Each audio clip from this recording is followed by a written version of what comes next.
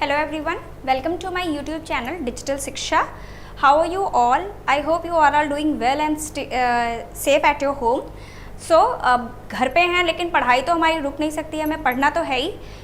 मैं आज आपके सामने जो इकोनॉमिक्स का न्यू टॉपिक लेके आई हूँ वो टॉपिक है क्लास 11th माइक्रो इकोनॉमिक्स का चैप्टर 2 हमारा central problem of the economy है.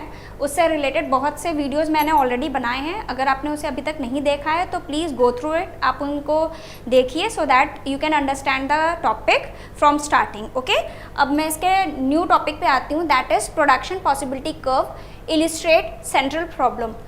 हम पीपीसी कॉन्सेप्ट को यूज़ करके central problem of the economy को कैसे बता सकते हैं, ये मैं इस टॉपिक में डिस्कस करूंगी. Central problem of the economy, जैसे कि हमको वैसे पहले ही आप सबको पता है कि central problem of the economy is related with what, how and for whom to produce. मुझे क्या प्रोड्यूस करना है, कैसे करना है और किसके लिए करना है, ये चीज़ें हम डिस्कस करते हैं central problem of the economy में. अब बात आती है कि central problem of the economy को पीपीसी कर्व के थ्रू कैसे इलिस्ट्रेट किया जाता है. तो आइए इसको देखते हैं. First thing is what to produce. हमें किस चीज़ का प्रोडक्शन करना है, मीन्स हमें किस कमोडिटी का प्रोडक्शन करना है, ये चीज़ हम इस पे पीपीसी पे डिस्कस करेंगे. इसमें मैं आपको जैसे दिखाती हूँ कि गुड ये एक्स एक्सेस है, ये हमारा वाई एक्सेस है. एक्स एक्सेस पे मैंने वीट का प्रोडक्शन को लिया है और वाई एक्सेस पे मैंने क्लोथ के प्रोडक्शन को लिया है. अगर मैं बात करती हूँ first combination, that is production point of P, तो मैं इस पर आपको दिखा सकती हूँ कि A2 प्रोडक्शन ऑफ क्लोथ हो रहा है और B2 प्रोडक्शन ऑफ वीट का हो रहा है. अगर मैं पॉइंट Q की बात करूं तो Q पॉइंट पे क्या हो रहा है, Q पॉइंट पे ये हो रहा है कि A1 प्रोडक्शन ऑफ क्लोथ का हो रहा है और B1 प्रोडक्शन ऑफ वीट का हो रहा है. दैट मीन्स कि अगर मुझे एक गुड के प्रोडक्शन को बढ़ाना है तो मुझे दूसरे गुड के प्रोडक्शन को कम करना पड़ेगा. अगर मैं बात करती हूँ वीट के प्रोडक्शन को, तो मेरा वीट का प्रोडक्शन अगर B2 से B1 बढ़ रहा है तो मुझे क्लोथ के प्रोडक्शन को घटाना पड़ रहा है. यही है आपका व्हाट टू प्रोड्यूस. यहाँ पे क्या प्रॉब्लम सॉल्व होती है कि आपको कौन से कॉम्बिनेशन को यूज़ करके प्रोडक्शन के प्रोसेस को करना है. इस पॉइंट पे हमेशा आपका एलोकेशन ऑफ रिसोर्सेज की प्रॉब्लम को डिस्कस किया जाता है. Second is how to produce, means आपको प्रोडक्शन कैसे करना है, means this is related to the which your choice of technology. आपको कौन सी टेक्निक का यूज़ करके, कौन सी टेक्निक को यूज़ करके आपको प्रोडक्शन करना है. Either you have to use labour intensive technique और capital intensive technique. But the thing is what technique is used, your production should be maximum and आपका जो टेक्नोलॉजी है that technology should be used efficiently and effectively and completely. Okay, अगर मैं बात करूँ A, B और C point पे, तो ये पॉइंट्स जैसा कि आपको दिख रहा है, ये आपके पॉइंट्स पीपीसी कर्व के ऊपर बने हुए हैं. That means at all these point your factors of production and your technology is using effectively and completely. इन सारे पॉइंट्स पे हमारे जो फैक्टर्स ऑफ प्रोडक्शन है या हमारी जो टेक्नोलॉजी है, हमारी टेक्नोलॉजी का फुली यूटिलाइजेशन हो रहा है. लेकिन अगर मैं बात करूं पॉइंट ई की, पॉइंट ई क्योंकि आपको दिख रहा है कि पीपीसी कर्व के अंदर बना हुआ है, दैट मीन्स यहाँ पे हमारी जो टेक्नोलॉजी है वहाँ वो इफेक्टिवली यूज़ नहीं हो रही है. यहाँ पे आपकी टेक्नोलॉजी का क्या हो रहा है, लॉस हो रहा है. दैट्स वाई अगर आपको अगर इस पॉइंट से अगर मुझे कहीं भी ऊपर जाना है तो मैं कहीं भी जा सकती हूँ बिना अपने दूसरे प्रोडक्शन को कम किए हुए. Okay, so this is your how to produce. यहाँ पे इस पॉइंट पे आपके प्रोडक्शन के टेक्निक्स फुली यूटिलाइज हो रहे हैं, लेकिन ई पॉइंट पे आपकी टेक्नोलॉजी फुली यूटिलाइज नहीं हो पा रही है. Now move on the third point, that is for whom to produce. हमें प्रोडक्शन करना किसके लिए है. जैसे हमें पहले ही आपको पता है कि we are having suppose 2 sections of the society, rich section and poor section. Rich section क्या होती है, रिच सेक्शन वो सेक्शन होती है जिसके पास क्या है कि पैसे होते हैं, उनके पास सेविंग होती है. जब उनके पास सेविंग होगी, that saving can be used for the investment purpose. So आपका क्या होगा कि यहाँ पे higher potential level of output होता है, that is higher level of potential output, यानी कि यहाँ पे ज़्यादा सेविंग होगी और ज़्यादा उसकी वजह से इन्वेस्टमेंट होगा. सो CD जो मेरा पीपीसी कर्व है, जो हायर पीपीसी कर्व है, that is the point where the production is done for the richer section of the society. यहाँ पे अगर हम प्रोडक्शन करते हैं तो प्रोडक्शन हमारा richer section of the society के लिए होता है. अब ये जो मेरा आपको नीचे का लोअर पीपीसी कर्व दिख रहा है, ये आपका यहाँ पे आपका क्या है, lower level of potential output. यहाँ पे आपका पोटेंशियल आउटपुट लो है। पोटेंशियल आउटपुट लो क्यों है? क्योंकि यहाँ पे जो प्रोडक्शन होता है वो lower section of the society यानी कि poor section of the society के लिए होता है। यहाँ पे पोटेंशियल आउटपुट कम होने का रीज़न ये है क्योंकि जो पुअर होते हैं सोसाइटी में उनके पास कोई सेविंग नहीं होती। जब उनके पास सेविंग नहीं होगी तो उनके पास इन्वेस्टमेंट भी नहीं हो पाएगा सोसाइटी में, और इन्वेस्टमेंट ना हो पाने की वजह से जो आपका प्रोडक्शन, जो आपका पोटेंशियल आउटपुट होगा वो लो होगा। Okay, so higher PPC curve shows that the production is done for the richer section of the society and lower PPC curve shows that production is done for the lower section of the society. Okay, next is fuller utilization of resources. आप अपने resources को fully utilise कैसे करते हैं? अगर PPC curve के ऊपर कोई भी पॉइंट बना है, ए है, ये बी पॉइंट है, at both this point I can say that the resources are fully utilized. आपके resources fully और effectively utilized हैं। Okay, this is the maximum point at which production can be done. ये एक maximum point है जहाँ पे production किया जाता है। Okay, if I will talk about point C and point D, ये क्या है आपके? ये point है under utilization of resources।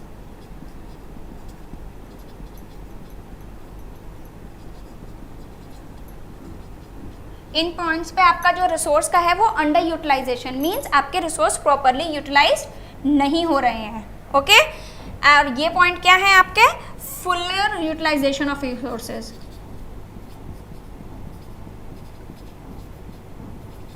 Fuller utilization and effective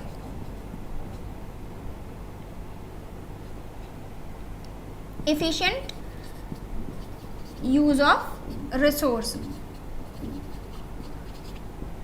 okay, तो आपके ये फुली यूटिलाइज्ड हो रहे हैं। अब इस पे एक और पॉइंट आता है, that is fifth point, that is growth of resource.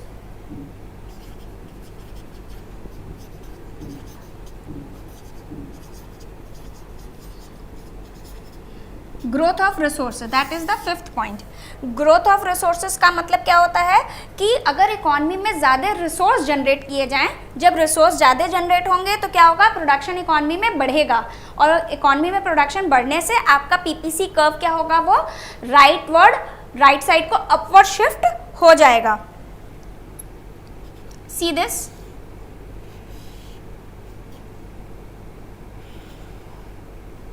ये गुड एक्स, ये Y axis,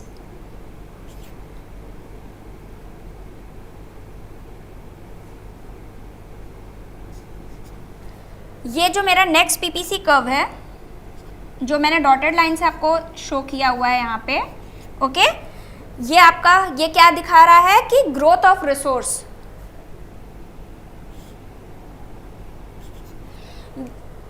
the PPC curve which is shown, which I have drawn on the with the help of dotted points, this is C and D, this is called the growth of resource। Economy में resource के growth की वजह से आपका PPC curve क्या हो गया है? राइटवर्ड को शिफ्ट हो गया है। ये राइटवर्ड शिफ्ट आपका क्या दिखाता है? Higher level of output of both the goods. Okay, it shows that higher level of output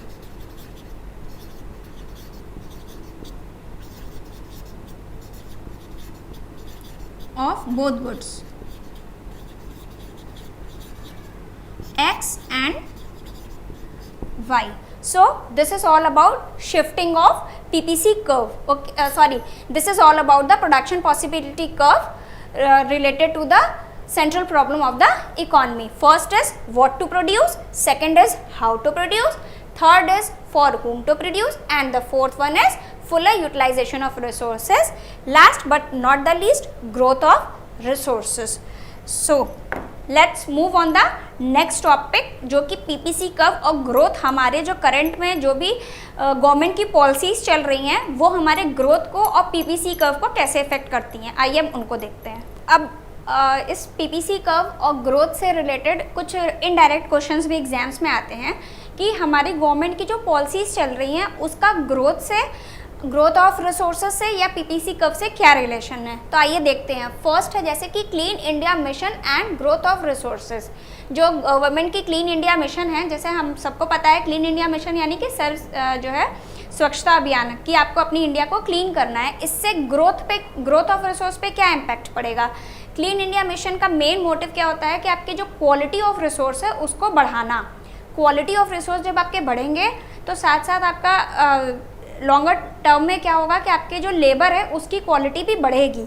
जब आपके लेबर की क्वालिटी बढ़ेगी तो क्या होगा कि ये आपके ग्रोथ को पॉजिटिवली इम्पैक्ट करेगा और आपका जो पीपीसी कर्व है वो राइटवर्ड शिफ्ट होगा, यानी कि आपके पीपीसी कर्व में इम्प्रूवमेंट होगा। PPC curve shift right side, okay,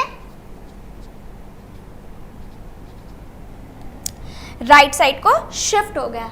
next point है skill India mission and growth of resources. जैसे कि ग्रोथ ऑफ रिसोर्स में हमें पता है कि दो चीज़ें होती हैं आपके। फर्स्ट थिंग कि आपको क्वांटिटी ऑफ रिसोर्सेज और क्वालिटी ऑफ रिसोर्सेज दोनों में इम्प्रूवमेंट करना होता है। अब मान लीजिए कि अगर माइनिंग करा रहे हैं तो क्या हो रहे हैं, अगर माइनिंग हो रही है तो आपके रिसोर्स की क्वांटिटी क्या हो रही है, बढ़ रही है। आपके पास जितने रिसोर्स थे अब आप उससे ज़्यादा रिसोर्स हो रहे हैं। सेकेंड थिंग, अब आपके अगर लेबर की क्वालिटी, लेबर जो है वो स्किल हो रहा है, स्किल्ड हो रहा है, मतलब उसको ट्रेनिंग प्रोवाइड की जा रही है, लेबर स्किल्ड हो रहा है, तो आपकी लेबर की क्वालिटी क्या हो रही है, पहले से ज़्यादा इम्प्रूव हो रही है।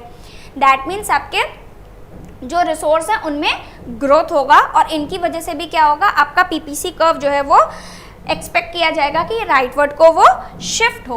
ओके, सेम ऐसा ही रहेगा कि पीपीसी कर्व आपका राइटवर्ड शिफ्ट होगा, यानी कि स्किल इंडिया मिशन और क्लीन इंडिया मिशन इन दोनों से ही हमारा पीपीसी कर्व जो है पॉजिटिवली इफेक्ट होगा और PPC curve will shift to the upward right side.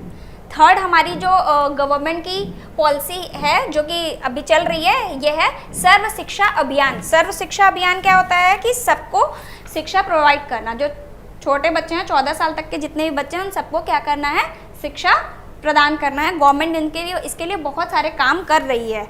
अब आपके ये जो सर्व शिक्षा अभियान है, इससे क्या इम्पैक्ट पड़ेगा, आपके सर्व शिक्षा अभियान से ये इम्पैक्ट पड़ेगा कि ये आपके क्वालिटी जो है उसको इम्प्रूव करेगी। जो आगे चल के जो आपके जो लेबर फोर्स तैयार होगा वो क्या होगा, वो आपका क्वालिटी रहेगा, उसकी लेबर में क्वालिटी होगी और इससे क्या होगा, आपकी जो टेक्नोलॉजी है, लेवल ऑफ टेक्नोलॉजी भी आप एडवांस यूज़ कर सकते हैं। तो आपकी टेक्नोलॉजी में, आपके लेबर में, दोनों में इम्प्रूवमेंट होगा। That will lead to the positive impact on PPC curve. आपके पीपीसी कर्व पे क्या इम्पैक्ट करेगा, पॉजिटिव इम्पैक्ट पड़ेगा। ओके, नेक्स्ट थिंग है जो है make in India campaign impact on PPC curve. Make in India जो कैंपेन जो हमारी गवर्नमेंट चला रही है उसका इम्पैक्ट पीपीसी कर्व पे क्या होता है। तो पहले आपको ये समझना जरूरी है what is make in India. Make in India का मतलब होता है कि फॉरेन कंट्रीज को आप इंडिया में इन्वाइट करते हैं कि they come and invest in India. अगर वो इंडिया में आके इन्वेस्टमेंट करती हैं, प्रोडक्शन करती हैं, तो उससे क्या होगा, उससे ये होगा कि आपके पास जो रिसोर्सेज हैं, आपके पास जो फॉरेन कैपिटल है वो आपकी कंट्रीज़ में आएगा और उसकी वजह से आपके पास जो रिसोर्सेज हैं वो बढ़ेंगे। आपके इकॉनमी में, डोमेस्टिक इकॉनमी में रिसोर्सेज बढ़ेंगे। जब आपके पास रिसोर्सेज बढ़ेंगे तो आप उन रिसोर्सेज को यूज़ करके अपने प्रोडक्शन को भी बढ़ाएंगे। जब आप अपने प्रोडक्शन को बढ़ाएंगे तो आपका जो पीपीसी कर्व है वो राइटवर्ड शिफ्ट होगा। Okay, so make in India का भी आपके इकॉनमी में पॉजिटिव इम्पैक्ट पड़ता है। Okay, so these are the 4 policies which are running in India. और इससे रिलेटेड कभी जब पीपीसी कर्व या ग्रोथ को ट्विस्ट करके क्वेश्चंस पूछे जाते हैं तो इस तरह से भी आपके क्वेश्चंस पूछे जाते हैं।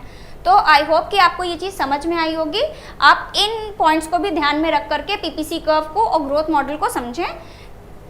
सो अब जाके आपका ये जो पीपीसी कर्व का जो टॉपिक है कि हाउ इट्स डील, ये आपका पीपीसी कर्व अब कंप्लीट होता है। I hope you have understand the content. अगर फिर भी कोई प्रॉब्लम्स होती है या आपके कोई सजेशंस हैं तो please mention it in the comment section.